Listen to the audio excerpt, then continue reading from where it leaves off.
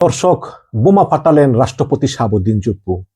Doctor Yunus সরকারের আমলে তিনি যে কি পরিমাণ নিগ্রহের শিকার হয়েছেন এবং তাকে যে গৃহবন্দী করে রাখা হয়েছে সেই সম্পর্কে তিনি একটা বিশেষ ইন্টারভিউ দিয়েছেন কালের কণ্ঠ পত্রিকায়।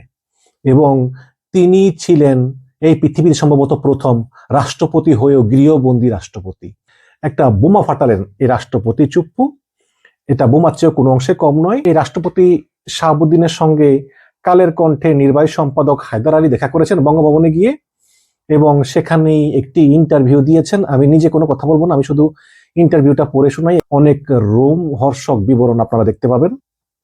হায়দার আলী বলেছেন, আসসালামু আলাইকুম, কেমন আছেন মহামান্য? রাষ্ট্রপতি বলতেছেন, সপ্তাহখানেক ধরে ভালো আছি বেশ। সপ্তাহখানেক ধরে ভালো আছি বেশ। হায়দার আলী বললেন, তার মানে আগে ভালো ছিলেন না? রাষ্ট্রপতির মুখে খুব রহস্যের হাসি। হায়দার আলী বললেন, অন্তর্বর্তীকালীন ইউনূস সরকারের ১.৫ বছর বঙ্গভবনে আপনার কেমন কেটেছে? রাষ্ট্রপতি বললেন খুব দীর্ঘশ্বাস নিয়ে, ওই ১.৫ বছর আমি কোনো আলোচনায় নেই, অথচ আমাকে নিয়ে চলেছে নানা চক্রান্ত। হায়দার আলী বললেন, যদি একটু বিস্তারিত বলতেন। রাষ্ট্রপতি, দেশের শান্তি শৃঙ্খলা চিরতরে ধ্বংস করার এবং সাংবিধানিক শূন্যতা সৃষ্টির অনেক পায়তারা করা হয়েছে।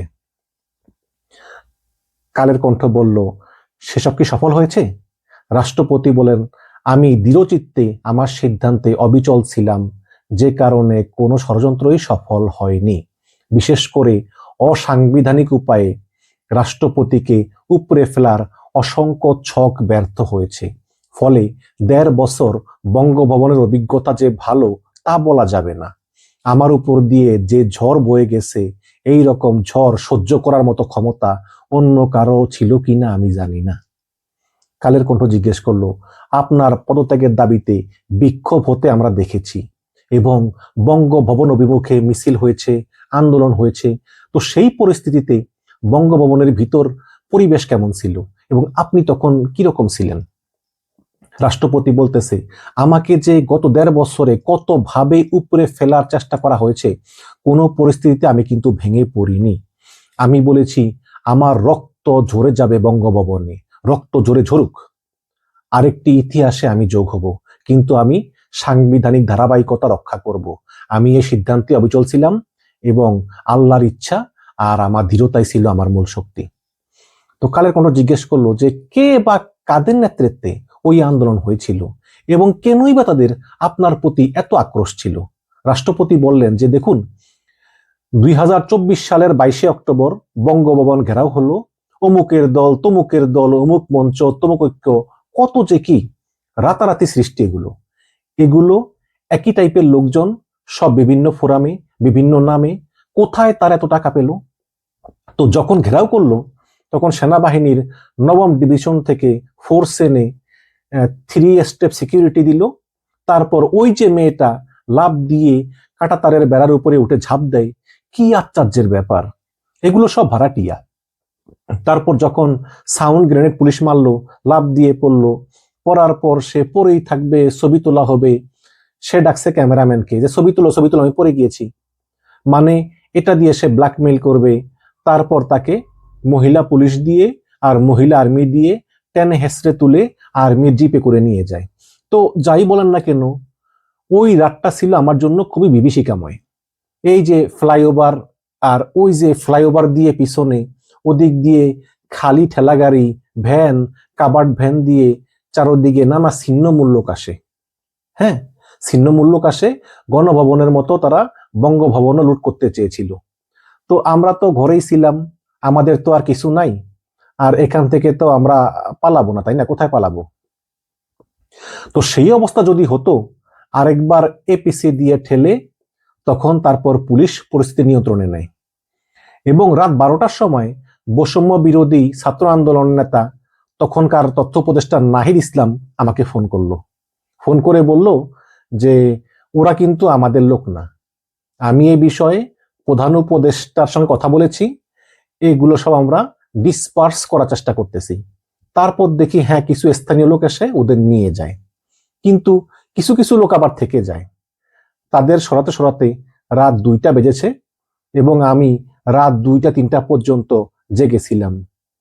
তখন বিভিন্ন জায়গায় তারা মিটিং করতেছে, মিছিল করতেছে, রাষ্ট্রপতির অপসারণ চাই, রাষ্ট্রপতির অপসারণ চাই, রাজু ভাস্কর্যের ওখানে, তারপর বিভিন্ন জায়গায় এবং বিভিন্ন ছোট ছোট গ্রুপ করে তারা বলতেছে এটা চায় তারা। কালের কোনো জিজ্ঞেস করতেছে যে সেই দুঃসময়ে কাউকে কি পাশে পেয়েছিলেন? রাষ্ট্রপতি বললেন, আমি নির্দ্বিধায় বলতে পারি ওই কঠিন সময়েও বিএনপির শীর্ষ নেতৃত্ব আমার পাশে ছিলেন। তারা তখনও সংবিধানের ধারাবাহিকতা রক্ষার বিষয়টি আমার কাছে স্পষ্ট ভাষায় ব্যক্ত করেছেন।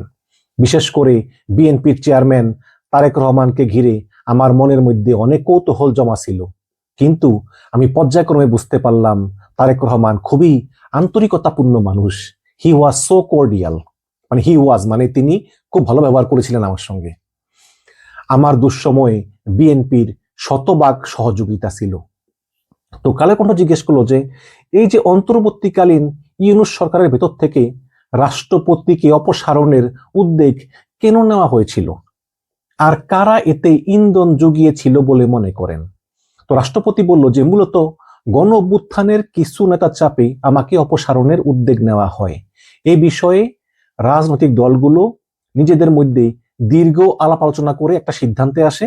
এমনকি অন্তর্বর্তীকালীন সরকারও একটা সিদ্ধান্তে এসেছিল, সেটা হলো যদি রাজনৈতিক দলগুলো চায় তাহলেই রাষ্ট্রপতিকে অপসারণ করা হবে এবং তাহলেই শুধু আমি অপসারিত হতে পারি, নচেত না। পরে দেখা গেল যে এই আমাকে অপসারণ ইস্যুতে দুটা গ্রুপ হয়ে গেল, গ্রুপে গ্রুপে মিটিং হলো, আলোচনা হলো, তারা বিভিন্ন দল বা জোটের কাছে গেল। তখন এমন একটা অবস্থা ছিল যে কোনো মুহূর্তে যদি সকল পলিটিক্যাল পার্টিগুলো এক হয়ে যায় তাহলেই আমি অপসারিত হয়ে যাব বা আমার মনস্তাত্ত্বিক দিক দিয়ে আমি ভেঙে পড়ব। তখন তারা আমার কাছে আসবে, আমাকে বলবে আপনি পদত্যাগ করেন।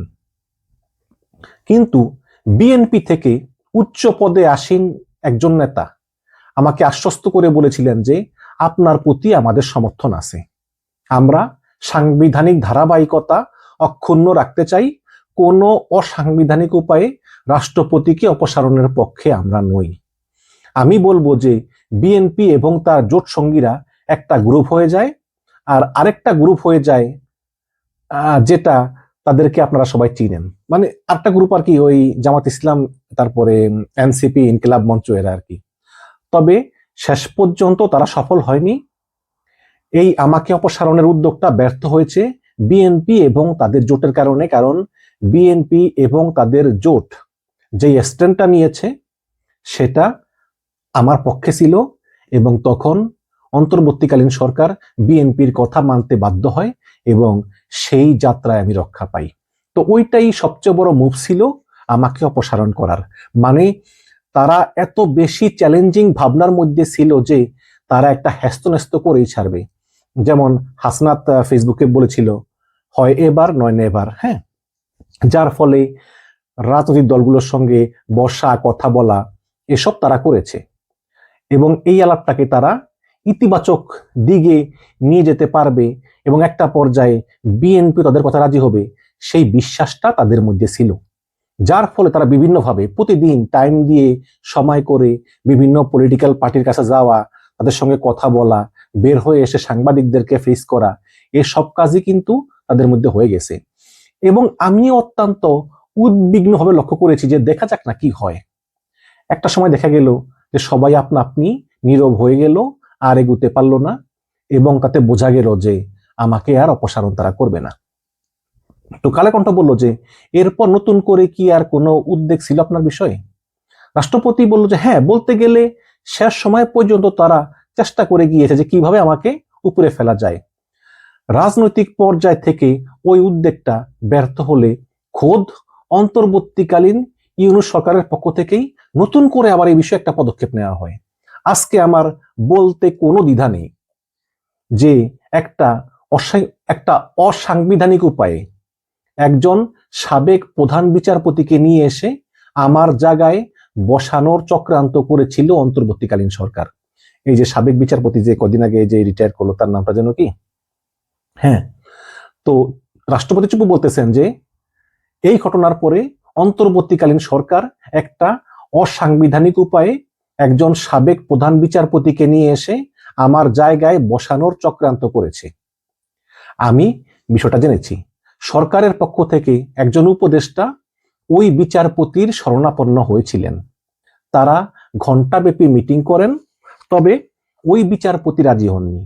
তিনি সাফ বলে দিয়েছেন যে উনি রাষ্ট্রপতি, উনি সবার ঊর্ধ্বে, সাংবিধানিকভাবে সবকিছুর উপরে। সুতরাং ওই জায়গায় আমি অসাংবিধানিকভাবে বসতে পারি না। এবং ওই বিচারপতির দৃঢ়তার কারণে শেষ পর্যন্ত সরকারের ওই উদ্যোগটাও ব্যর্থ হয়। কালের কণ্ঠ জিজ্ঞেস করলো, আপনি এত কিছু কিভাবে জানতে পারলেন? তখন রাষ্ট্রপতি বললেন, আমি তো বিচার বিভাগের লোক, এবং বিচার বিভাগ তো ওনার আশেপাশে আছে সব, আমি সেভাবেই বিষয়টি জেনে যাই। তো কালের কণ্ঠ জিজ্ঞেস করলো যে আপনার সেই ধীর মনোবলের নেপথ্যে কি ছিল? কেউ কি আপনাকে গোপনে সাহস জুগিয়েছিল? রাষ্ট্রপতি বলতেছেন, সত্যি বলতে কি, একা আমার পক্ষে এত কিছুর ভিতরেও এই মনোবল ধরে রাখা কঠিন হতো যদি না অনেকের আশ্বাস বা অভয়বাণী না পেতাম। বিশেষ করে বিএনপির সর্বোচ্চ পর্যায় থেকে আমাকে এই বলে আশ্বস্ত করা হয়েছিল আমি যেন সাংবিধানিক ধারাবাহিকতা রক্ষায় অবিচল থাকি। কোনো অবৈধ উপায়ে রাষ্ট্রপতি অপসারণের পক্ষে তারা ছিল না। এছাড়া 3 বাহিনীর পক্ষ থেকে, সেনাবাহিনীর প্রধান, নৌবাহিনীর প্রধান, বিমানবাহিনীর প্রধান, তারা আমাকে সর্বোচ্চ সমর্থন দিয়েছে। তারা শুধু একটা কথাই বলেছে যে মহামান্য, আপনি হচ্ছেন আমাদের সশস্ত্র বাহিনীর প্রধান, আপনার পরাজিত হওয়া মানেই পুরো সশস্ত্র বাহিনীরই পরাজিত হওয়া। এটা আমরা যে কোনো মূল্যে রোধ করব, আপনাকে আমরা অপসারিত হতে দেব না, এবং শেষ পর্যন্ত তারা এটাই করেছে। যখন অন্তর্বর্তীকালীন ইউনূস সরকারের ভেতর থেকে আমাকে অপসারণের উদ্যোগ নেওয়া হয়, তখন 3 বাহিনীর প্রধানরা আমার পক্ষে অবস্থান নেন, এবং তারা তাদের অভিমত অন্তর্বর্তীকালীন সরকারের প্রধান ডক্টর ইউনূসকেও বলেন যে তারা কোনো অসাংবিধানিক কর্মকাণ্ড হতে দেবেন না। বঙ্গভবনের সামনে যখন মব সৃষ্টি করা হয়, তখনও কিন্তু 3 বাহিনীর প্রধান ওই অবস্থান নিয়েছিল। তো কালের কণ্ঠ বলল যে এসব বিষয়ে কি আপনি অন্তর্বর্তীকালীন সরকারের প্রধান উপদেষ্টা ডক্টর মোহাম্মদ ইউনূসের সঙ্গে যোগাযোগ করেছিলেন, অথবা সেই দিক থেকে কি আপনার সঙ্গে কোনো যোগাযোগ হয়েছিল? রাষ্ট্রপতি বলেছেন যে ওই পরিস্থিতিতে ডক্টর ইউনূসের কাছ থেকে আমি কোনো ফোন পাইনি। আমার পক্ষে বা বিপক্ষে কোনো অবস্থানেই তিনি ছিলেন না। অবশ্য ওনাকেও আমি সাহায্য চেয়ে কোনো আবদারও করিনি। আমার মনোভাব ছিল যা হচ্ছে হোক, দেখা যাক কি হয়, দেখা যাক কত দূর গড়ায়। তবে আমি এটুকু বলতে পারি যে কূটনৈতিক মহল থেকেও আমাকে অপসারণ করার বিষয়ে নেতিবাচক অবস্থান ছিল। মানে ওই যে আমেরিকা সহ বিভিন্ন দূতাবাস, তারাও চাইতেছিল না যে রাষ্ট্রপতি অপসারিত হোক। এবং আমি এভাবে অসাংবিধানিক ও বেআইনিভাবে অপসারিত হই, এটা কূটনীতিকরা চায়নি। এটাও আমার একটি বড় শক্তি ছিল। তবে আমি সবসময় স্বীকার করি যে বিএনপি এবং তার জোট অন্যের প্ররোচনায় প্রলুব্ধ হয়নি, তারা আমাকে রাখার জন্য নিজেদের সিদ্ধান্তে অটল ছিল। কালের কোনো জিজ্ঞেস করলো যে রাষ্ট্রীয় সিদ্ধান্তের ক্ষেত্রে প্রধান উপদেষ্টা কি আপনার সঙ্গে কোনো সমন্বয় করেছিলেন? আপনার কাছে তিনি কতবার এসেছিলেন? এবং ডক্টর ইউনূসের আমলে 133টা অধ্যাদেশ জারি করা হয়েছে, সেসব বিষয়ে আপনি অবগত ছিলেন বা আপনাকে জানানো হয়েছে কিনা? রাষ্ট্রপতি বলল যে তখন যতগুলো অধ্যাদেশ জারি করা হয়েছে সেগুলো হয়তো তৎকালীন সময়ের প্রয়োজনীয়তার জন্যই হয়তো হয়েছে। তারপরেও আমার দৃষ্টিতে মনে হয়েছে যে অনেক অধ্যাদেশ করার কোনো কারণ ছিল না, অযথাই করা হয়েছে। প্রধান উপদেষ্টা ডক্টর ইউনূস সংবিধানের কোনো বিধান মেনে চলেননি। দেখেন, রাষ্ট্রপতি চুপ বলতেছে। প্রধান উপদেষ্টা ডক্টর ইউনূস সংবিধানের কোনো বিধান মেনে চলেননি। সংবিধানে বলা আছে উনি যখনই বিদেশ সফরে যাবেন, যতবার যাবেন, সেখান থেকে ফিরে এসে রাষ্ট্রপতির সঙ্গে দেখা করবেন এবং আমাকে ওই আউটপুটটা বলবেন। কি আলোচনা হলো, কি কথা হলো, কোনো চুক্তি হলো কিনা, কি ধরনের কথাবার্তা হলো, এগুলো আমাকে লিখিতভাবে অবহিত করার কথা। তো ডক্টর ইউনূস বোধ হয় 14 থেকে 15 বার বিদেশ সফরে গিয়েছেন, একবারও আমাকে জানান নাই, একবারও আমার কাছে আসেন নাই। তো কালের কণ্ঠ বলল যে তার মানে নির্বাচনের আগে সর্বশেষ যে চুক্তিটা হয়েছে আমেরিকার সঙ্গে, সে বিষয়েও নিশ্চয়ই আপনি অবগত নন। রাষ্ট্রপতি বলল, না, আমি তো কোনো কিছুই জানি না। এইরকম একটা রাষ্ট্রীয় চুক্তি অবশ্যই আমাকে জানানোর দরকার ছিল, এটা ছোটখাটো চুক্তি হোক বা বড় হোক, অবশ্যই পূর্ববর্তী সরকার প্রধানরা রাষ্ট্রপতিকে সবসময় জানিয়েছেন। আর এটাই হলো একটা সাংবিধানিক বাধ্যবাধকতা। কিন্তু ডক্টর ইউনূস তা করেননি, মৌখিকভাবে জানাননি, লিখিতভাবেও জানাননি, আসেনও নি। আর উন্নত আসার কথা, বাট উনি আসেননি। কালের কণ্ঠ বলল, তার মানে গত ১.৫ বছরে প্রধান উপদেষ্টা ইউনূসের সঙ্গে আপনার স্বাভাবিক সম্পর্ক ছিল না, সমন্বয়ও ছিল না। রাষ্ট্রপতি দেখেন কি বলতেছেন। রাষ্ট্রপতি বলেন যে ইউনূস সাহেব যে প্রধান উপদেষ্টা হলেন, সেই প্রক্রিয়ার উৎস তো আমিই ছিলাম। মানে আমার উদ্যোগেই তো এই সরকার গঠনের প্রক্রিয়াটি শুরু হয়। কিন্তু ডক্টর ইউনূস পরবর্তী সময় আমার সঙ্গে সেভাবে সমন্বয় করেননি।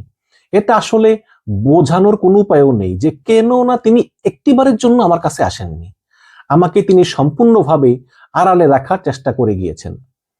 আমার ২ বার বিদেশ সফর করার কথা ছিল, উনি আটকে দিয়েছেন। খেয়াল করেন, রাষ্ট্রপতি চুপু বলতেছেন যে আমার ২ বার বিদেশ সফর করার কথা ছিল, কিন্তু ডক্টর ইউনূস আটকে দিয়েছেন।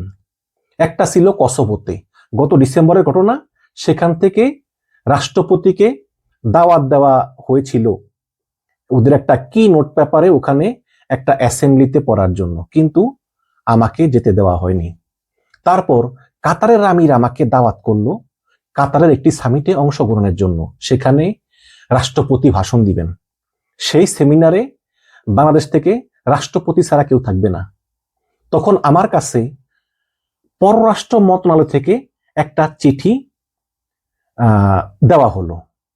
চিঠিটা তারাই লিখলো, তারাই ড্রাফট করলো, এবং ড্রাফট করে তারা আমার কাছে পাঠায় যে আপনি সাইন করে দিন। পরে আমি চিঠিটা পড়লাম, যে পররাষ্ট্র মন্ত্রণালয় যে চিঠি পাঠালো, দেখা গেল যে সেই চিঠিতে লেখা, আমি রাষ্ট্রপতি শাহাবুদ্দিন চুপ্পু, আমি রাষ্ট্রীয় কাজে ভীষণ ব্যস্ত, সুতরাং আমার পক্ষে এই সেমিনারে অংশগ্রহণ করা সম্ভব না, আমি দুঃখিত। তারা বলল যাতে আমি সাইন করে পাঠিয়ে দিই। তো কালের কণ্ঠ বলল যে এই যে চিঠিটা লিখলো যে আপনি ব্যস্ত, আপনার সঙ্গে কোনো আলোচনা হয়েছিল চিঠি লেখার সময়? রাষ্ট্রপতি বলল, না, সেটাই তো বলতেছি, আমার সঙ্গে কোনো পরামর্শ করা হয়নি, আমাকে জানানো হয়নি। এবং চিঠি দেওয়ার পর আমি জানলাম যে এরকম একটা দাওয়াত আসছিল এবং আমি ব্যস্ত। তারাই চিঠি লিখলো, আমাকে বললো সাইন করেন, আমি সাইন করে দিয়েছি। তো কালের কণ্ঠ বলল, আপনি কি সত্যিই রাষ্ট্রীয় জরুরি কাজে ব্যস্ত ছিলেন? রাষ্ট্রপতি এসে বলল, কি বলেন, একজন রাষ্ট্রপতি কি এত ব্যস্ত যে সংবিধানের আলোকে? সংবিধান হিসেবে তো আমার কোনো কাজই নেই, তাই না? আর যাই হোক, পরে আমি ওই চিঠিতে একটি প্রশ্নবোধক চিহ্ন দিয়ে পাল্টা একটা চিঠি আমি পররাষ্ট্র মন্ত্রণালয়ে পাঠাই, যেটা কি করলা এরকম বললা।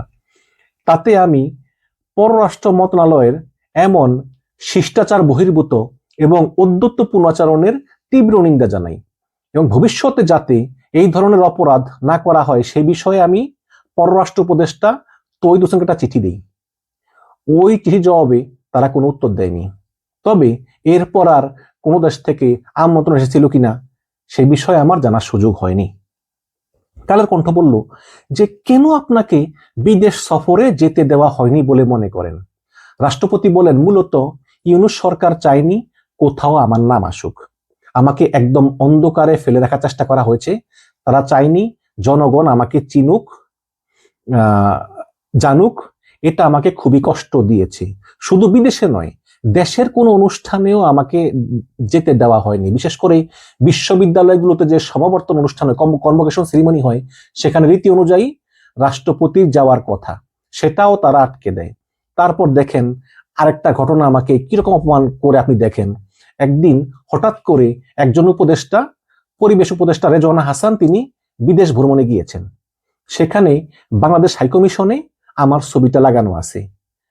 তখন তিনি এটা দেখে তিনি অবাক হয়ে গেলেন, কারণ সারা বিশ্বে কিন্তু বাংলাদেশের সকল কনসুলেটে থেকে শুরু করে হাইকমিশনে সব জায়গায় রাষ্ট্রপতির ছবি থাকে, কারণ একটা দেশকে রিপ্রেজেন্ট করে রাষ্ট্রপতি। এটা কিন্তু বছর পর বছর ধরে চলে আসতেছে, এটাই নিয়ম। এখন সেই পরিবেশ উপদেষ্টা তিনি বিদেশে কোনটা মিশনে গিয়ে, কোনটা কনসুলেটে গিয়ে আমার ছবি দেখেছেন, এবং দেখেই ওখানে সেই কনসুলেটের প্রধানকে গালিগালাজ করেছেন যে এর ছবি এখানে থাকবে কেন। তারপর এক রাতের ভিতরেই সারা পৃথিবীর সকল বাংলাদেশি হাইকমিশন থেকে আমার ছবি নামিয়ে দেওয়া হলো। একটা দীর্ঘদিনের রেওয়াজ রাতারাতি শেষ করে দেওয়া হলো। এই ঘটনাটি গণমাধ্যমে এলে আমি জানতে পারি। তখন আমার মনে হয়েছে যে এটি বোধহয় আমাকে অপসারণ করার প্রথম ধাপ। সুতরাং পরবর্তী ধাপে হয়তো আমাকে সরিয়ে দেবে এবং এর জন্য আমাকে প্রস্তুত থাকতে হবে। এছাড়াও জনগণের মধ্যেও তো একটা বিরূপ বার্তা যায় যে ওনাকে রাখা হচ্ছে না। আর এই ধরনের কাজও হয়েছে, তাও তো আমি সহ্য করে গিয়েছি ভাই। দৃঢ়তার সঙ্গে আমি থেকেছি শুধু এই সাংবিধানিক ধারাবাহিকতাই বজায় রাখার জন্য।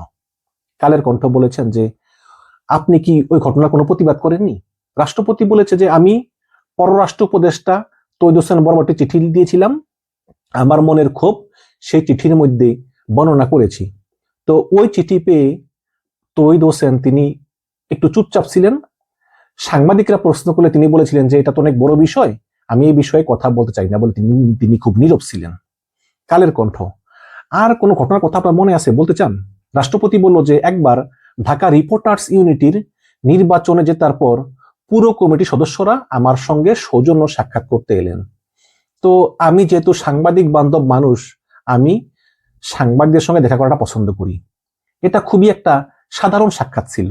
আমাদের মধ্যে সামান্য কথাবার্তা হয়েছিল, তারপর ফটো সেশন হয়েছিল। ওই ঘটনার পর দিন কয়েকটি পত্রিকায় প্রকাশিত হলো যে রিপোর্টার্স ইউনিটের সাংবাদিকের সঙ্গে রাষ্ট্রপতি সাক্ষাৎ করেছেন। তো এটা প্রকাশিত হলে প্রধান উপদেষ্টার অফিস ভালোভাবে নেয়নি, স্বাভাবিকভাবে নেয়নি। জোর করে ওনারা খুঁজতে থাকেন যে আসলে কে এই কাজটা করেছে, রাষ্ট্রপতির প্রেস উইং এর কে এই কাজটা করেছে। আসলে তো প্রেস উইং এর কেউ এই কাজ করেনি, আমার প্রেস উইং এর কেউ জানেও না।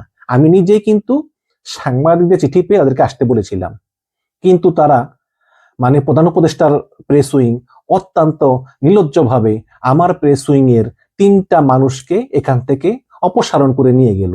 আমার প্রেস সেক্রেটারি, আমার ডেপুটি প্রেস সেক্রেটারি, আমার অ্যাসিস্ট্যান্ট প্রেস সেক্রেটারি, 3জনকে নিয়ে গেল এবং পুরো উইংটাই প্রত্যাহার হয়ে গেল। তো কালের কণ্ঠ বলল তাহলে কি আপনার এখন কোনো প্রেস উইং নাই? রাষ্ট্রপতি বলল না, নাই তো, আমার 3জনকে নিয়ে গেছে। এমনকি আমার 2জন ফটোগ্রাফার ছিল যারা এই বঙ্গভবনে 30 বছর কাজ করতেছে ফটোগ্রাফার হিসাবে, তাদেরকেও প্রত্যাহার করে নিয়ে গেল এবং প্রেস উইং তো পুরোটাই নিয়ে গেল। এখন তো আমি এখন থেকে কোনো প্রেস রিলিজও দিতে পারি না। বাংলাদেশ ক্রিকেট টিম কোথাও জিতলে অভিনন্দন জানিয়ে যেটা প্রেস রিলিজ দিব সেটাও পারি না, আমাকে একদম প্রতিবন্ধী করে দিল। আমি রাষ্ট্রপতি হয়ে নিজে ক্যাবিনেট সেক্রেটারিকে, মানে ওই যে মন্ত্রী পরিষদ সচিবকে বারে বারে ফোন করেছি, প্রিন্সিপাল সেক্রেটারিকে ফোন করেছি, এস্টাবলিশমেন্ট সেক্রেটারিকে ফোন করেছি, কেউ আমাকে পাত্তাই দিত না। এসব করা হয়েছে জনগণের কাছে আমার এক্সপোজারটা বন্ধ করার জন্য। এই যে দেশের বিভিন্ন জাতীয় গুরুত্বপূর্ণ দিবসগুলোতে রাষ্ট্রীয় করপত্র প্রকাশিত হয়, সেখানে রাষ্ট্রপতির ছবি ও বাণী দেওয়া বন্ধ করে দেয় ইউনূস সরকার। কিন্তু করপত্র ঠিকই প্রকাশিত হয়, তাতে আমার বাণী দেয় না। আপনারা খোঁজ নিয়ে দেখেন গত 1.5 বছরে আমার কোনো বাণী গেছে কিনা, নাই। কিন্তু এখন বিএনপি সরকার আসছে এবং আগামী শনিবার ইনশাল্লাহ 21শে ফেব্রুয়ারিতে আমার বাণী আসবে। তো এই হচ্ছে গিয়ে পুরো ইন্টারভিউটা কালের কণ্ঠকে দিয়েছেন রাষ্ট্রপতি শাহাবুদ্দিন চুপ্পু। অবশ্যই 1.5 বছরে ওনার উপর দিয়ে অনেক ঝড়ঝাপটা গিয়েছে, এতে কোনো সন্দেহ নাই। কারণ অন্তর্বর্তীকালীন সরকার মনে করতেন যে রাষ্ট্রপতি শাহাবুদ্দিন চুপ্পু তিনি হচ্ছেন শেখ হাসিনার আরেক এজেন্ট, সুতরাং তাকে না রাখাটাই শ্রেয়। তো তারপর এখন এই চুপ্পু সাক্ষাৎকারে তিনি বিএনপি প্রশংসা করেছেন, বিএনপি তার সঙ্গে ছিল, 3 বাহিনীর প্রধান সঙ্গে ছিল এবং বিএনপির তারেক রহমান অত্যন্ত কোর্ডিয়ালি তাকে বিহেভ করেছেন, তার সঙ্গে খুব ভালো ব্যবহার করেছেন। তো তারেক রহমানকে তিনি খুব একটু প্রশংসা করলেন। এখন দেখা যাক এই ইন্টারভিউ প্রকাশিত হওয়ার পরে বিএনপি আসলে তাকে রাষ্ট্রপতি পদে রাখে কিনা। তো রাষ্ট্রপতি শাহাবুদ্দিন চুপ্পু তিনি আশা করতেছেন যে হয়তো তারেক রহমান তাকে তার মেয়াদ শেষ হওয়া পর্যন্ত রাখতে পারে। দেখা যাক রাখে কিনা। আজকে যেই তারেক রহমানের উপর একদম তেল ঢেলে দিলেন, অবশ্য এটাও ঠিক সত্য যে বিএনপি আসলে তাকে রক্ষা করেছে। বিএনপি 3 বাহিনীর প্রধান এবং দূতাবাসগুলো কিন্তু চুপ্পুর পক্ষে ছিল বলতে আসলে তারা বলতেছে যে দরকার কি, চুপ্পু আছে থাক না। তবে এটাও সত্য যে গত 1.5 বছর ধরে রাষ্ট্রপতি শাহাবুদ্দিন চুপ্পু কিন্তু গৃহবন্দী ছিলেন। একজন রাষ্ট্রপতি হয়ে, একটা দেশের প্রধান হয়ে গৃহবন্দী থাকা, এটা মনে হয় পৃথিবীর ইতিহাসে বাংলাদেশে এটাই প্রথম ঘটনা। যদিও তিনিও এটার প্রাপ্য, কারণ তিনিও তো একসময় শেখ হাসিনার চামচামি করেই তিনি এই পোস্টে এসেছিলেন, তাই না? দর্শক, আপনাদের মতামত জানাবেন যে আপনারা রাষ্ট্রপতি শাহাবুদ্দিন চুপ্পুর এই ইন্টারভিউটা কিভাবে দেখছেন কালের কণ্ঠের সঙ্গে, এবং তিনি যে এই ডক্টর ইউনূসের বিরুদ্ধে এত বিষেধাগার করলেন, আপনারা এই পুরো বিষয়টাকে কিভাবে দেখছেন কমেন্টে জানাবেন। ভালো থাকবেন, ধন্যবাদ।